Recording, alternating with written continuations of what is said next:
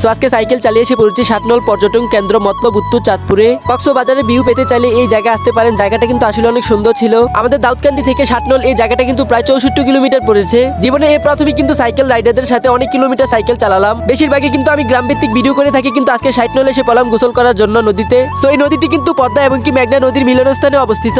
আপনারা কিন্তু চাইলে এই জায়গায় ঘুরে যেতে পারেন। জায়গাটা কিন্তু আসলে অনেক সুন্দর ছিল। আসসালামু আলাইকুম guys, welcome to another blog video. বরাবর মতন আরেকটি নতুন ব্লগ আপনাদের সবাইকে স্বাগতম। তো সকাল সকালই বের হয়ে পড়লাম সাইকেল নিয়ে দাউদকান্দি মডেল মসজিদের সামনে যাওয়ার জন্য। তো আজকে কিন্তু দাউদকান্দি সাইকেল রাইডারদের সাথে সেই জায়গায় যাচ্ছি। আমরা কিন্তু কোনো জায়গায় গেলে দাউদকান্দি মডেল মসজিদের সামনে থেকে যুক্ত হয়ে তারপরে সেই জায়গায় যাই। তো আজকের জন্য রাইড শুরু করে দিলাম দাউদকান্দি বলদা খাল দিয়ে। আমাদের সাথেও কিন্তু ঘুরে আসতে পারবেন, এই পেজে নক দিলেই হবে। ওনাদের সাথে কিন্তু যুক্ত হলে অনেক জায়গায় ঘুরে আসতে পারবেন। বেশিরভাগ শুক্রবারই কিন্তু রাইড দিয়ে থাকে ওনারা। প্রায় 10 কিলোমিটার সাইকেল চালানোর পর অবশেষে এসেছি সিরাজসর ব্রিজের উপরে। অন্যান্য দিন থেকে কিন্তু আজকে বাতাসের ব্যাগটা একটু বেশি ছিল। এমনি তো ব্রিজের উপরে কিন্তু অনেক বাতাস হয়। তো এখানে কিছুক্ষণ সময় রেস্ট নিয়ে আবার সাইকেল নিয়ে রওনা দিয়ে দিলাম। তো বাড়ি থেকে কিন্তু অনেকে না খেয়ে এসেছে, তাই সিরাজসর ব্রিজের এই পারে এসে অনেকে নাস্তার দোকানে ঢুকেছে। আমি কিন্তু বাড়ি থেকে খেয়ে এসেছি, তার কারণে এখানে আর খেলাম না। তো সেই জায়গায় সবাই নাস্তা করে তারপরে সাইকেল নিয়ে আবার রওনা দিয়ে দিয়েছে। তো যাওয়ার পথে অনেক সুন্দর একটি বিল্ডিং দেখলাম চকের সাথে। এই চাঁদপুরে এসে কিন্তু অনেক সুন্দর সুন্দর কিছু বিল্ডিং দেখেছিলাম রাস্তার সাথে। বিল্ডিং এর পাশাপাশি কিন্তু চাঁদপুরের রাস্তাগুলো অনেক সুন্দর ছিল এবং কি রাস্তার সাথে খাল দিয়ে দিয়েছে পানি আসা যাওয়া করার জন্য। তো সিরাজসর থেকে 7 নং পর্যন্ত পুরোটা রাস্তায় কিন্তু অনেক সুন্দর ছিল।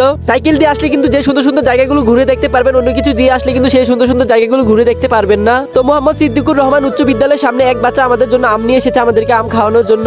আমরা কিন্তু বাচ্চাকে বলেছি যে এই জায়গায় আম আছে কিনা, ও কিন্তু বাড়ি গিয়ে আম পেরে এনেছে আমাদের জন্য। এমনি তো চাঁদপুরের মানুষ কিন্তু অনেক আগে থেকে অনেক ভালো। স্বল্প সামনে এসে দেখি যে অনেক সুন্দর একটি জায়গা, ভাবলাম যে এখানে কিছুক্ষণ সময় রেস্ট নিয়ে আবার সাইকেল নিয়ে রওনা দিব। চাঁদপুরে এই ছোট খালগুলোতে কিন্তু সুইচ গেট দিয়ে রেখেছে। সুইচ গেটের কাজ কিন্তু পানি আটকে রাখা এবং কি বর্ষাকাল আসলে ছেড়ে দেওয়া। আমরা কিন্তু 30 কিলোমিটার সাইকেল চালানোর পর অনেক ক্লান্ত হয়ে গিয়েছি, তাই সেখান থেকে পানি টানি খেয়ে আবার রওনা দিয়ে দিলাম। তো অবশেষে কিন্তু অনেক সংগ্রামের পর 7 নং পর্যটন কেন্দ্রের সামনে এসে পড়লাম। এখানে এসে দেখি যে অনেক দূর দূরান্ত জায়গা থেকে মোটর সাইকেল দিয়ে এই জায়গায় ঘুরতে এসেছে। জায়গাটা কিন্তু মোহনপুরের মতো হওয়ার কারণে এই জায়গায় অনেক মানুষ ঘুরতে আসে। তারপর সাইকেলগুলোকে সেই জায়গায় রেখে নদীতে এসে পড়লাম। আজকে কিন্তু বাতাসের পরিমাণটা একটু বেশি হওয়ার কারণে নদীতে একটু ঢেউ বেশি হচ্ছে। নদীতে ঢেউ হওয়ার প্রধান কারণ কিন্তু বাতাস। তো এই নদীটি কিন্তু মেঘনা ও পদ্মা নদীর মিলনস্থানে অবস্থিত।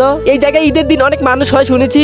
জায়গা কিন্তু সুন্দর হওয়ার কারণে অনেক দূর দূরান্ত জায়গা থেকে এই জায়গায় মানুষ ঘুরতে আসে। তো উপরে উঠে প্যান্ট শার্ট চেঞ্জ করে নদীতে নামার জন্য প্রস্তুতি নিয়ে নিলাম। তো এখানে নেমে দেখি যে অনেক জায়গায় কিন্তু নদীর পানি ময়লা থাকে, কিন্তু এখানকার পানি কিন্তু অনেক পরিষ্কার ছিল। তো আমি কিন্তু সাঁতার পরে নদীর অনেক ভিতরে ঢুকে গিয়েছিলাম, তারপর সেখান থেকে এসে পড়লাম। এই জায়গায় কিন্তু বেশিরভাগই মানুষ খেলাধুলা করে বালু দিয়ে। আমরা কিন্তু এই জায়গায় অনেকক্ষণ সময় খেলাধুলা করে তারপর নদী থেকে উঠে চলে আসলাম। তো সবাই নদী থেকে উঠে প্যান্ট শার্ট চেঞ্জ করে বাড়ির উদ্দেশ্যে রওনা দেওয়ার জন্য প্রস্তুতি নিয়ে নিলাম। তো এখান থেকে সবকিছু গুছিয়ে টুচিয়ে তারপরে বাড়ির উদ্দেশ্যে রওনা দিয়ে দিলাম। অন্য এক সময় হলে কিন্তু আবার এই জায়গায় আসবো। জায়গাটা কিন্তু আসলে আমার কাছে খুবই ভালো লেগেছিল। তো এখান থেকে বাড়িতে যেতে অনেক সময় চলে যাবে, তাই ভিডিও বেশি বড় করতে চাই না। সো আজকে ভিডিও এখানে সমাপ্ত করছি। আমাদের ইন্টারেস্টিং ব্লগ ভিডিও দেখতে আমাদের পেজটাকে ফলো দিয়ে রাখবেন, এমনকি লাইক এমন কমেন্ট করে যাবেন। আসসালামু আলাইকুম।